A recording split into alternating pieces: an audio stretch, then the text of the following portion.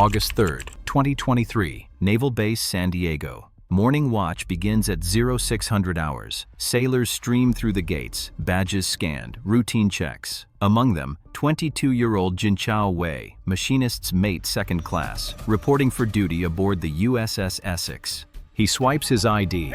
The light blinks red. Federal agents materialize from nowhere.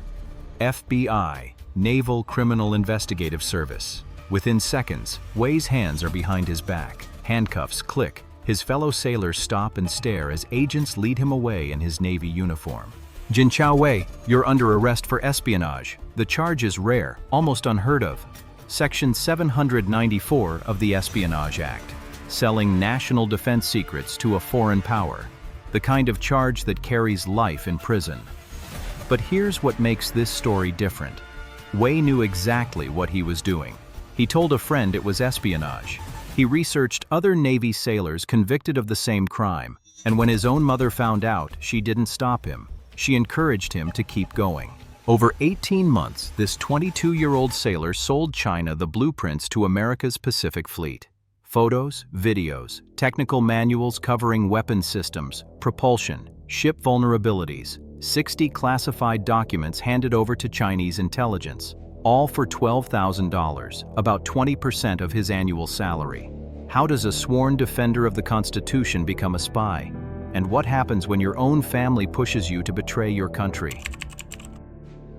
February 14th, 2022, Valentine's Day. Jinchao Wei sits in his barracks scrolling through social media. He's been in the Navy less than a year, stationed aboard the USS Essex, a massive amphibious assault ship that resembles a small aircraft carrier. The Essex can transport over 2,000 Marines, launch helicopters and jets, project American power across the Pacific. Wei works in the engine room as a machinist's mate. He holds a secret-level security clearance, giving him access to sensitive information about the ship's weapons, propulsion systems, and desalination equipment. He's also applying for U.S. citizenship, having moved from China to Wisconsin with his mother in 2016. His phone buzzes, a message request from someone he doesn't know. The profile shows a man claiming to be a naval enthusiast, passionate about military ships. Says he works for China Shipbuilding Industry Corporation, a state-owned company. Starts friendly, asks about Wei's work, what ships he's seen, casual conversation. Then comes the request. I'd like to know which ships are docked at the base. I can pay you $500 for this information. Just walk the pier daily and tell me what you see. Wei stares at the message. His mind races. He just completed counterintelligence training weeks ago, briefings on how foreign governments target military personnel through social media. This is textbook recruitment. He screenshots the conversation, sends it to a Navy friend with a message. This is quite obviously fucking espionage. His friend's response is immediate. Delete this contact. Report it. Don't engage. Wei reads the advice, then ignores it completely. The next day, he downloads a new encrypted messaging app. Something more secure, harder to trace. He contacts the Chinese officer through the new platform. The game is on. February 22nd, 2022. 8 days after first contact, Wei is already in deep. He tells his Navy friend he thinks he's on the radar of a China intelligence organization. The contact is extremely suspicious, interested in maintenance cycles of naval ships, wants him to walk the pier and report what he sees daily. This person wants me to commit espionage, Wei admits to his friend, but he doesn't stop. Because the money is easy, because the handler makes it feel harmless, because Wei is 22 years old, lonely, an introvert desperate for connection, and someone is finally paying attention to him. The Chinese officer has a strategy, a playbook perfected over thousands of operations. Build rapport slowly. Make the target feel special, valued, needed. Frame the requests as innocent at first, just public information, things anyone could see, then gradually escalate. By March 2022, Wei crosses the line from observer to active spy. He starts sending photographs of the USS Essex, exterior shots at first, the kind tourists might take. Then interior photos, restricted areas, sensitive equipment. The officer responds with praise, gratitude, and payments. Wei creates handwritten receipts for the information he provides, documenting each transaction like a business ledger. The Chinese officer deposits money into online accounts Wei creates specifically for this purpose. The payments grow, $500 here, $1,000 there, each transaction making the next one easier to justify. Wei gives his handler a nickname, Big Brother Andy. Christmas 2022. Wei takes leave and flies home to Wisconsin to visit his mother. 10 months into his espionage career, he's already sold dozens of classified documents, collected thousands of dollars, and compromised the security of the entire Pacific Fleet. He sits down with his mother and tells her everything: the Chinese contact, the money, the information he's been selling. He lays it all out, perhaps hoping for intervention, for her to tell him to stop before it's too late. Her response changes everything.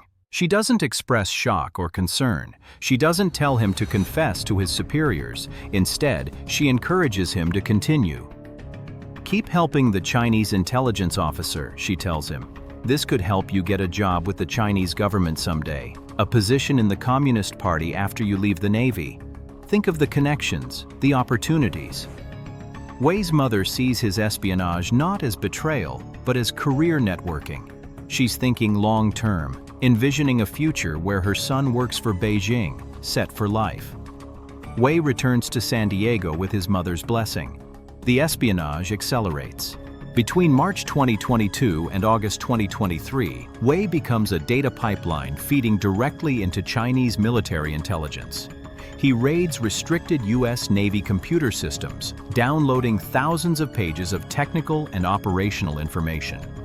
He sends photos and videos of the Essex, detailed descriptions of the ship's defensive weapons, assessments of problems and vulnerabilities in the Essex and other ships at Naval Base San Diego. He provides the locations of various Navy ships, intelligence that could help China track U.S. naval movements across the Pacific. In one major breach, he sells at least 30 technical and operating manuals covering power systems, steering, weapons control, aircraft and deck elevators, damage control procedures, each manual stamped with export control warnings, clearly marked as restricted information.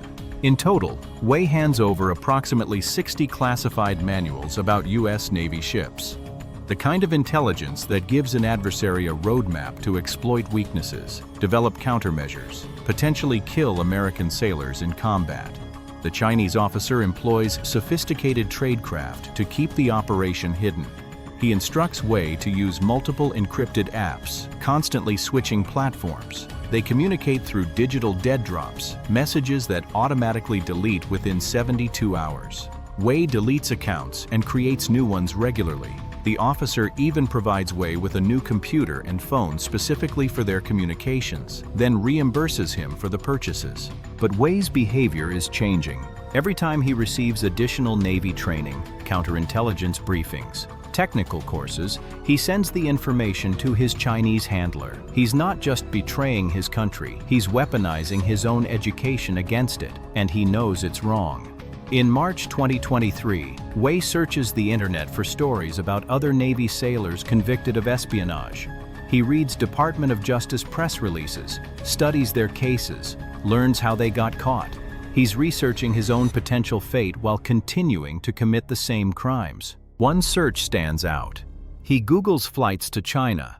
The Chinese intelligence officer has made an offer. Fly to China with your mother, meet us in person, solidify the relationship. Wei is seriously considering it. He's looking at tickets, planning the trip that would make his defection complete. Then everything collapses. August 3rd, 2023, 0600 hours. Wei arrives for his morning watch. He's carrying his phone, his fake computer, 18 months of secrets stored in encrypted apps. As federal agents surround him in the parking lot, his entire world detonates. The FBI and NCIS have been watching. Someone talked, an investigation opened, surveillance deployed. They know everything. The photos, the manuals, the payments, Big Brother Andy, all of it. In the FBI interview room hours later, an agent asks Wei to describe his actions. Wei answers with one word: espionage. The agent asks, What makes you say that? Wei slumps in his chair. I'm screwed. That I'm sharing the unclassified document document with him. I'm not supposed to do that. He can't even keep his story straight. First he says unclassified, then corrects himself, admits the documents were restricted. His defense is already falling apart. Wei's arrest sends shockwaves through the Navy. On the same day, federal authorities arrest a second California-based sailor, Petty Officer Wenheng Zhao, on similar espionage charges. 2 active-duty sailors, both compromised by Chinese intelligence, both selling secrets from America's Pacific Fleet headquarters. For the Navy, it's a catastrophic security failure. For U.S.-China relations, already at their lowest point in decades, it's another flashpoint. For Wei, it's the beginning of the end. August 2025, Federal Courtroom, San Diego. Wei stands trial on 7 counts.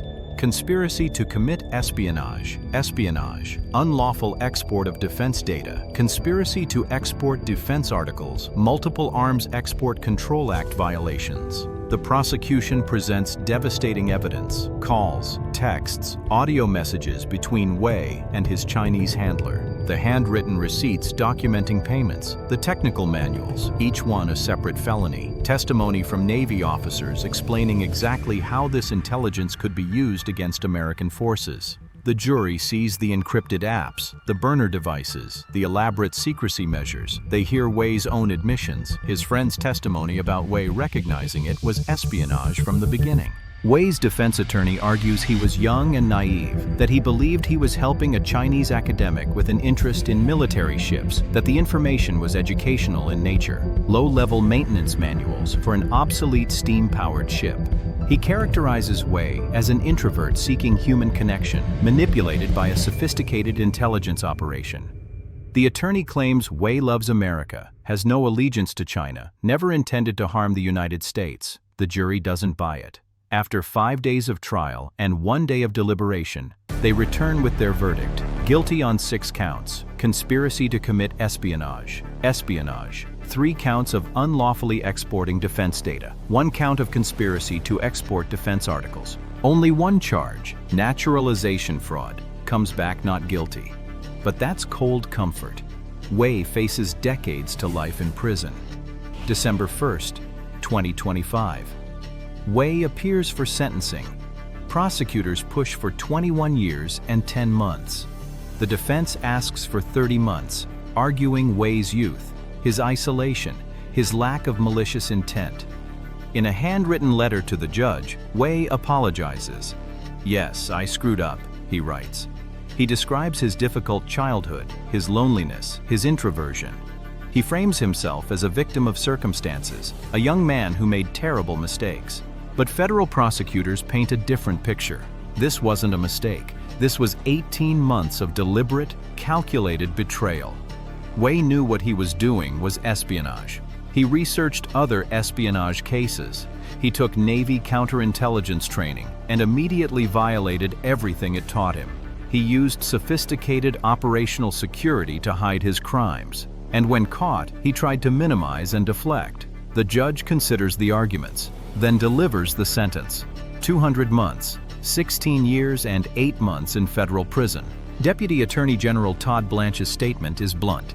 This active-duty U.S. Navy sailor betrayed his country and compromised the national security of the United States. The Justice Department will not tolerate this behavior. Assistant Attorney General John Eisenberg adds, Wei swore loyalty to the United States when he joined the Navy and reaffirmed that oath when he became a citizen. He made a mockery of these commitments when he chose to endanger our nation and our service members by selling U.S. military secrets to a Chinese intelligence officer for personal profit. Naval Criminal Investigative Service Director Omar Lopez speaks for the thousands of sailors whose lives Wei put at risk. By sharing thousands of documents, operating manuals, and export-controlled and sensitive information with a Chinese intelligence officer, Petty Officer Wei knowingly betrayed his fellow service members and the American people. Wei is led out of the courtroom in chains. At 25 years old, he won't be a free man until he's in his 40s. He'll likely face denaturalization proceedings, stripped of the citizenship he sold out for $12,000. His mother, still in Wisconsin, faces no charges despite her role in encouraging his espionage. The question prosecutors and investigators ask is simple. Was it worth it? $12,000 over 18 months. About $666 per month. Roughly $154 per week. For that price, Wei sold technical data that could help China develop weapons to sink American ships, kill American sailors, defeat American forces in combat. He compromised the USS Essex, a critical component of U.S. amphibious readiness. He exposed the vulnerabilities of multiple ships at Naval Base San Diego. He handed Chinese intelligence a treasure trove of information about American naval capabilities in the Pacific, the exact region where tensions between the U.S. and China are highest. And he did it all for the price of a used Honda Civic. But Wei isn't alone. U.S. counterintelligence officials describe what happened to him as virtual espionage, a growing threat where Chinese intelligence officers target military members on social media, build relationships, extract information. It's happening constantly, invisible, thousands of approaches every year. FBI counterintelligence chief Roman Rozhavsky warns, China continues to aggressively target U.S. military members. He urges personnel to report suspicious offers, to recognize recruitment attempts, to value their oaths over easy money. Wei's co-defendant, Wenheng Zhao, pleaded guilty earlier and received 27 months in prison for conspiring with a Chinese intelligence officer, a lighter sentence for cooperation, but still years behind bars. In January 2026, as Wei begins his sentence, the case serves as a stark reminder. The spy threat isn't just in movies. It's real, it's active, and it's targeting the people sworn to defend America. One encrypted message, one offer of cash, one decision to ignore the warning signs. That's all it takes to go from defender to traitor. Wei sits in federal prison now, 16 years stretching ahead of him, wondering if his mother's advice was worth it, wondering if Big Brother Andy ever thinks about the young sailor he helped destroy, wondering if $12,000 was worth losing everything. The answer is obvious. But by the time Wei figured it out, it was far too late.